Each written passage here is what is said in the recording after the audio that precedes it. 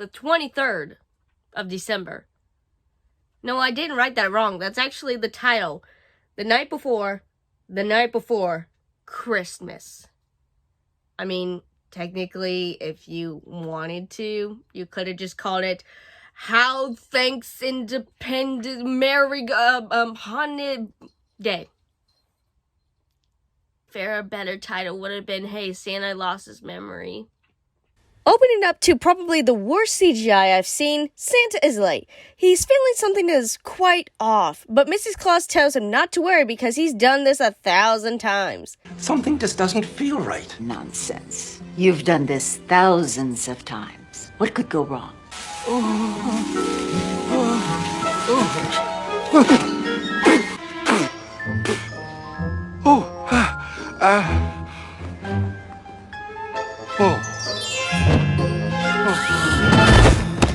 In Milwaukee, Wisconsin, Toby is writing down what he'd like his dog's name to be.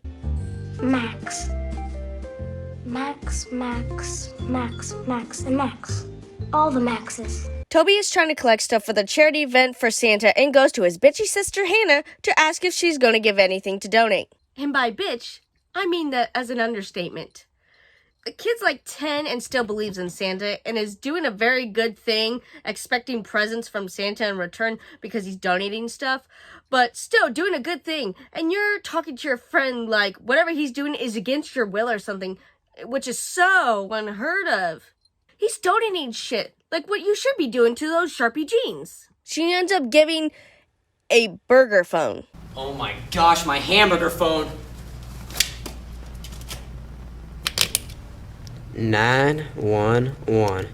Better put this baby on high. We quickly see that not only is his mom busy with the photography down in her office, and the dad is the same, coming home late with a bunch of complaints. So, not a close-knit family. Toby sets the stuff out for someone to come pick up. Wait, it's the 23rd. By the dad's admission, and Santa went to New Zealand, which makes sense since they're technically a day ahead of us, since I'm in the U.S., so why are we calling it the day before Christmas? I'm sorry, I just can't. It bothers me.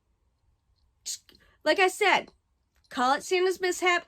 Call it, hey, Santa lost his memory or something like that. Like, just call it even. It's so confusing to call it the day before Christmas. Even then, you could have said the day before Christmas Eve. People would have understood that. Oh, but that would have meant if it's Christmas Eve. People are still confused because you call it the day before Christmas. Toby sees a shooting star and makes a wish. I wish my family would come together and have a great Christmas this year.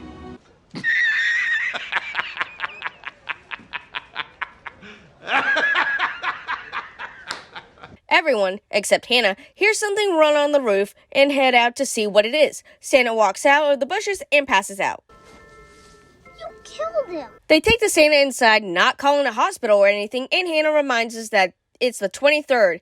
If it is Santa, why is he here? He fell off. He fell off, huh? Yeah. Well, how do you know he's not an alien who crash landed on our roof, took the shape of an nice old man just to put us at ease, and as soon as we let our guard down, he's gonna cut open our head with a laser beam and eat our brains out? The more reasonable response would be that he's a thief and that he was trying to break in because your house is the most expensive looking on this lot. The next day rolls around and sadly Santa can't remember his own name. Just sing Jolly Old Saint Nick until the man remembers. Or tell him and maybe something will click and, or better yet, a hospital. He can't remember anything else but his own, nor the location or how he got there. So he knows his wife's name, right? Call her. Go home. No, that would be too easy. He doesn't even know that he's Santa either. So the charity truck comes around and lo and behold, the man finds Santa's sack. I got the giggles.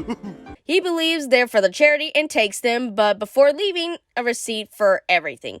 Never had anyone do that, but okay, I guess. We cut to Wayne, the dad, and Angela, the mom, who are doing last-minute tree shopping and present getting. Yeah, my family starts getting presents between September and November. Any other time, it's just add-ins for the stocking stuffer. They try to get Santa to a hospital, but are stopped by the head elf, Nigel. No, he's not a traditional elf, but whatever. They catch him up to speed as he's having a tough time figuring this out. My concern is, where the hell is the sleigh? No.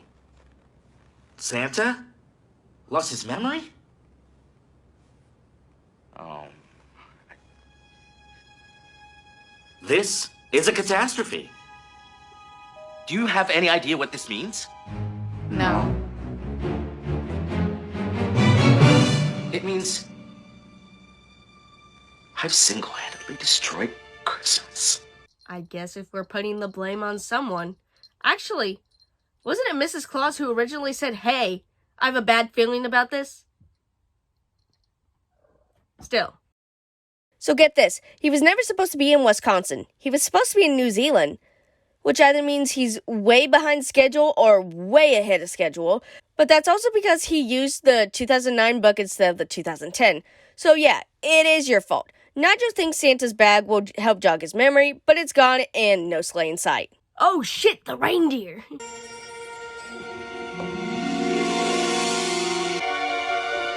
Hey, Mom! They go to the backyard and find no sack.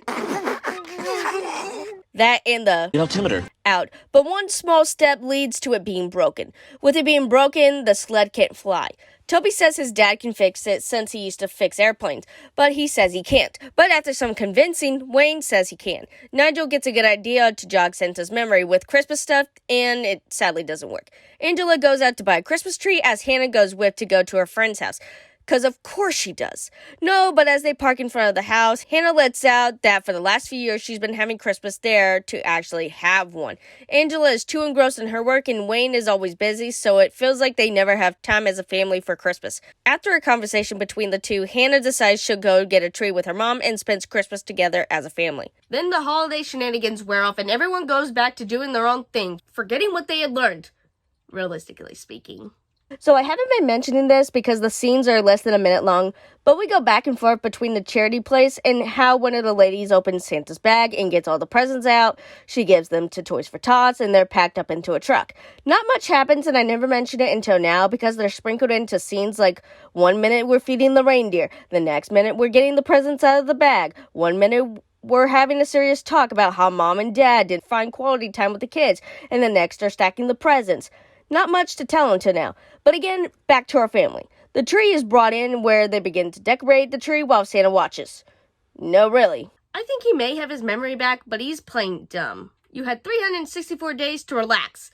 Get moving. Sadly, the cookies don't help him remember either, and the parents get phone calls out of the wazoo from work. Hannah finds the charity list and reads that the sack was donated to the charity. Nigel, Santa, Toby, and Hannah race to the charity as the parents are too busy with work and find it's being delivered to a fantasy fair. The parents, after probably an hour or so on the phone, realize they're gone and go to find them. But our other four have other plans, like going to the delivery trucks and head to the fantasy fair. Why not tell them that you're heading there? I don't know. Somehow the mom and dad arrived there too. I'm guessing Hannah told them, but in the previous scene she didn't. They find the driver for Toys for Tots and tell the guy dressed up as Santa asked to use it and for the Santa Claus contest. Of course there is. Of course there is. Nigel gets a good idea for Santa to set up for the contest and look inside the bag to find the real one, because magic. Best we got, so that works for me. But while that's going on, Hannah tells Angela that Santa and Nigel are indeed the real deal, which for some reason makes Angela mad. You want your daughter to talk to you, right? And when she does try and talk to you, you get all crabby, Mom? What the hell? She's not the only one in the bad mood. Nigel and Santa find that there are no more Santas being let in, and the guy that they're talking to starts being an asshole and even tries to intimidate him. My ex is 6'6". You can't scare me, says the 5'1" child. This makes Nigel mad, and he throws hands. Hey, Goliath! Meet your David! You messed with the wrong elf, pal. But the parents' phones ring and they answer them, leaving Hannah and Toby alone. Toby realizes that his parents aren't going to change, and you really actually do feel for this kid. He runs off as his family goes to track him down. Santa finds him at a carousel. He just hopped on while it was in motion, I guess. He asks Santa to take him to the North Pole when he gets his memory back so he can have a real Christmas. These kids just want their parents, and all they're getting in return is sadness. Santa asks about his parents and Hannah. Hannah probably would want to come over or would choose to be with her friends, and his parents probably wouldn't because of their jobs. We see the mom is listening, Are people just allowed to jump on this thing whenever it's in motion? That's very unsafe. That's how people die. Angela walks over and talks to Toby. She calls her job, saying that she's spending Christmas time with her family. The ride stops. Santa is somehow off, and Hannah and Wayne are there. The one guy from Toys for Tots is dragged over by Nigel and tells them that the person with the bag gave it to another guy who was working for a homeless shelter.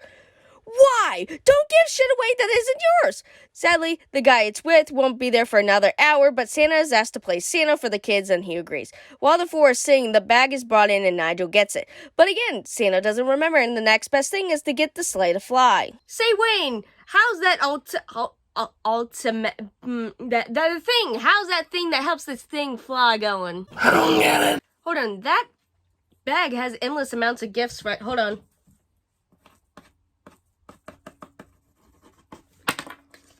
Altimeter! Present. Reason being was and still is because they don't believe he's the real deal. But he's told and shown you that he is.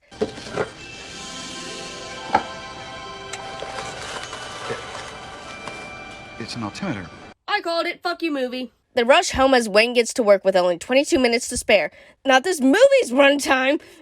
We got 12 minutes, so yes. Angela comes up with a great point. Nigel knows the route and they have the bag, so he would become Santa's memory. They get everything prepared and need the magic word. Oh, right. He doesn't remember. They try to coax the reindeer, but that doesn't work either. Angela hands him some hot cocoa, and that brings back the memory from Mrs. Claus. Angela uses the bag to help him, giving him a picture of him and the missus. The reindeer begin moving, and his memory returns. He gives Hannah and Toby their gifts, cause fuck if Mom and Dad need anything else.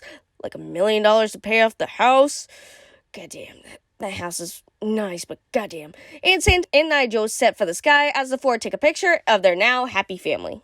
Good. I love the opening with Santa and Mrs. Claus. They act like a real married couple. Nigel was also good too, being one to step up and just help Santa, also being sassy in between. Toby is a good kid, still believing in Santa phase, but also not being close to what Hannah is in the sense that he's being rude or doesn't get his hopes up for when anything is promised.